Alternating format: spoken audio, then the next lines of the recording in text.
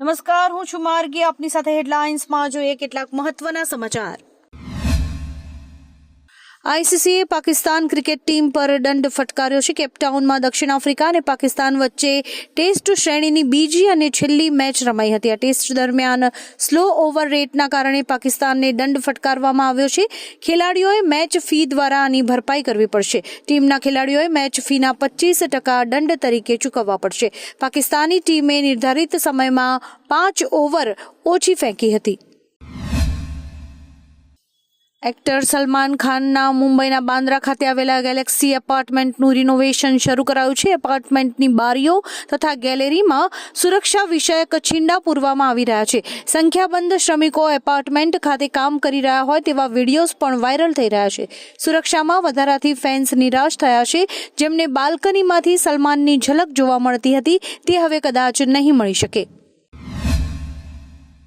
શહેરમાં ખાનગી હોસ્પિટલમાં HMPV વાયરસનો એક કેસ નોંધાઈ ચૂક્યો છે. ત્યારે ગુજરાત સહિત ભારતના 4 રાજ્યમાં આ વાયરસના કુલ 6 કેસીસ નોંધાયા છે. જેના કારણે ગંભીર સ્થિતિને પહોંચી વળવા માટે ગાંધીનગર ખાતે આરોગ્ય મંત્રીની અધ્યક્ષતામાં એક સમીક્ષા બેઠક મળી હતી. આ સાથે જ રાજ્યની અલગ અલગ હોસ્પિટલમાં જરૂરી તૈયારીઓ પણ શરૂ કરી દેવાઈ છે.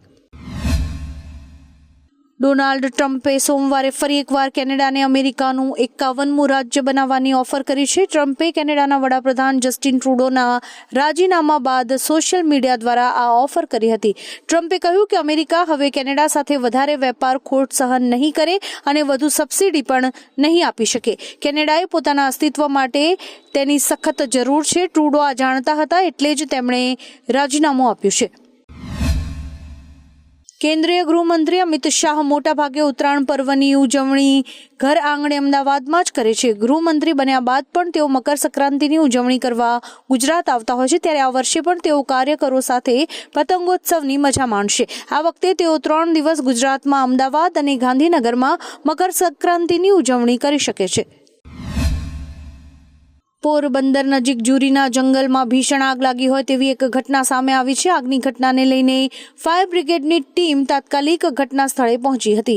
આગને કાબૂમાં લેવાનો પ્રયાસ કરવામાં આવ્યો હતો. આગ એટલી ભીષણ હતી કે પોરબંદર સોમનાથ હાઈવે બંધ કરાયો હતો. આ બનાવને પગલે વન વિભાગ અને પોલીસ પણ ઘટના સ્થળે પહોંચી છે. ઉલ્લેખનીય છે કે 2 દિવસ પૂર્વે પણ જુરીના જંગલમાં આગ લાગી હતી. યુવરાજ સિંહે કહ્યું કે ઓસ્ટ્રેલિયામાં બોર્ડર ગાવસ્કર ટ્રોફી હારવા કરતા ન્યૂઝીલેન્ડ સામે ઘર આંગણે ક્લીન સ્વીપ ટીમ ઇન્ડિયા માટે વધુ નિરાશાજનક છે. આ સાથે જ તેમણે એ પણ સ્પષ્ટ કર્યું કે તે રોહિત વિરાટ જેવા અનુભવી ખેલાડીઓની ટીકા ન કરવી જોઈએ.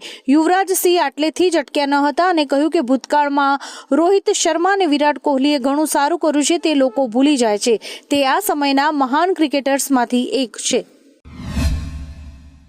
નર્મદા જિલ્લાના એકતાનગર ખાતે આવેલા સ્ટેચ્યુ ઓફ યુનિટીમાં પ્રવાસીઓનો ધસારો જોવા મળ્યો છે. 2024માં રેકોર્ડ બ્રેક પ્રવાસીઓ સ્ટેચ્યુ ઓફ યુનિટી પહોંચ્યા હતા. સામે આવેલા આંકડા અનુસાર 2023ના 51.20 લાખના રેકોર્ડની સામે આ વર્ષે 58.25 લાખ પ્રવાસીઓએ મુલાકાત લીધી છે. ગત વર્ષ કરતાં 7 લાખ કરતાં વધુ પ્રવાસીઓ આ વખતે સ્ટેચ્યુ ઓફ યુનિટી વિસ્તારમાં ફરવા આવ્યા હતા.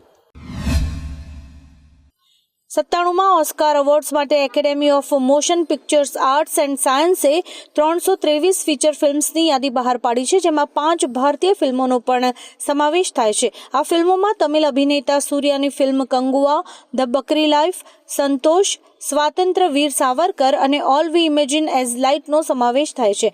અંતિમ નામાંકન 18 જાન્યુઆરી 2025ના રોજ જાહેર કરાશે. કેન્દ્રીય ગૃહમંત્રી અમિત શાહે CBIનું ભારત પોલ પોર્ટલ લોન્ચ કર્યું છે. આ અંગે તેમણે કહ્યું કે આ પોર્ટલ દ્વારા વિદેશમાં ભાગી ગયેલા ગુનેગારોને પકડવામાં અને સુરક્ષા પડકારો સામે લડવામાં મદદ મળશે. આનાથી ભાગેડુ ગુનેગારો પર કાર્યવાહી કરવામાં સરળતા રહેશે. સુરક્ષિત ભારત બનાવવાનું સપનું આ પોર્ટલ દ્વારા સાકાર થશે. આધુનિક સુવિધાઓનો ઉપયોગ કરવાનો આ સમય છે.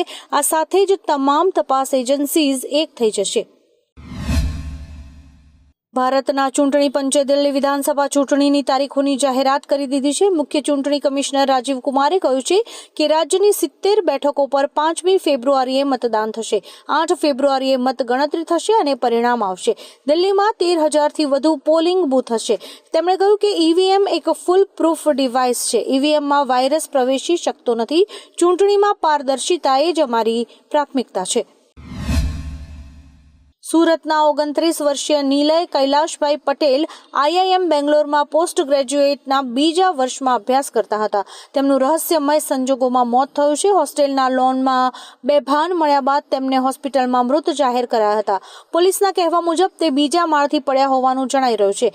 રાત્રે બર્થડેની ઉજવણી બાદની આ ઘટના છે. દારૂના નશાની પણ શક્યતા છે, પરંતુ મોતનું કારણ પોસ્ટમોર્ટમમાં જ બહાર આવશે. દિલ્હી વિધાનસભા ચૂંટણી પહેલા આમ આદમી પાર્ટી અને ભાજપ વચ્ચે પોસ્ટર વોર ચાલી રહી છે.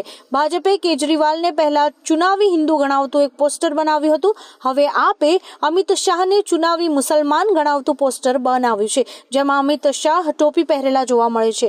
પોસ્ટરમાં લખ્યું છે કે શું તમે ક્યારેય વિચાર્યું છે કે ચૂંટણી આવતા જ ભાજપને મુસ્લિમો આટલા યાદ કેમ આવે છે? ઉત્તર ભારતમાં ભારે હિમવર્ષાને કારણે ગુજરાતમાં ઠંડીનો બીજો રાઉન્ડ શરૂ થયો છે, જેના પરિણામે રાજ્યનું તાપમાન 4 થી 5 ડિગ્રી સેલ્સિયસ ગગડ્યું છે. હવામાન વિભાગે આગામી 48 કલાકમાં લઘુત્તમ તાપમાનમાં 1 થી 2 ડિગ્રી ઘટવાની સંભાવના વ્યક્ત કરી છે. 15મી સુધી કાતિલ ઠંડી રહેવાની આગાહી છે. નલિયા બાદ રાજકોટ સૌથી ઠંડુ શહેર બન્યું છે. નલિયામાં 6.2 ડિગ્રી તો રાજકોટમાં પણ 10 ડિગ્રી કરતાં ઓછું તાપમાન નોંધાયું છે. બેંગલુરુથી દિલ્હી જઈ રહેલી એર ઇન્ડિયાની ફ્લાઇટનું એક એન્જિન ઉડાન દરમિયાન નિષ્ફળ થતા કેમ્પેગોડા એરપોર્ટ પર ઇમરજન્સી લેન્ડિંગ કરવું પડ્યું હતું. લગભગ 1 કલાક બાદ પ્લેનનું ઇમરજન્સી લેન્ડિંગ કરાયું હતું. ક્રૂ સહિત 150 મુસાફરો જોકે સુરક્ષિત છે. ઇમરજન્સી પ્રોટોકોલનું પાલન કરીને ફાયર ટેન્ડર અને એમ્બ્યુલન્સ સ્ટેન્ડ બાય પર રાખવામાં આવ્યા હતા. ખામી ઉકેલાયા બાદ ફ્લાઇટ મોડી રાત્રે ફરીવાર ઉડી હતી. તિબેટ પ્રાંતમાં મંગળવારે સવારે આવેલા ભૂકંપના કારણે 32 લોકોના મોત થયા છે, જ્યારે કે 38 લોકો ઘાયલ થયા છે. ચીનના સરકારી મીડિયા સીસીટીવી અનુસાર આ ભૂકંપનું કેન્દ્ર તિબેટના શિજાંગમાં જમીનથી 10 કિલોમીટર નીચે હતું. ભારતના નેશનલ સેન્ટર ફોર સિસ્મોલોજી અનુસાર રિક્ટર સ્કેલ પર તેની તીવ્રતા 7.1 હતી. આ ભૂકંપની અસર ભારતના નેપાળ, ભૂટાન, સિક્કિમ અને ઉત્તરાખંડમાં પણ જોવા મળી હતી. વિશ્વનો સૌથી મોટો મુસ્લિમ દેશ ઇન્ડોનેશિયા બ્રિક્સનો સભ્ય બની ગયો છે. આજે આની જાહેરાત કરતા બ્રિક્સના વર્તમાન પ્રમુખ બ્રાઝિલે કહ્યું કે 2023માં જોહાનિસબર્ગ સમિટમાં બ્લોકના સભ્યોએ ઇન્ડોનેશિયાની ઉમેદવારીને સમર્થન આપ્યું હતું. ત્યારબાદ ઇન્ડોનેશિયાને સંપૂર્ણ સભ્ય બનાવવાનો નિર્ણય લેવાયો છે. 2024માં Egypt, Ethiopia, Iran, Saudi Arabia અને સંયુક્ત આરબ અમીરાત પણ બ્રિક્સનો ભાગ બની ચૂક્યા છે. આવા જ કેટલાક રસપ્રદ સમાચારો નિહાળવા માટે અમારી યુટ્યુબ ચેનલને લાઇક, શેર અને સબસ્ક્રાઇબ કરો અને જોતા રહો હેડલાઇન્સ.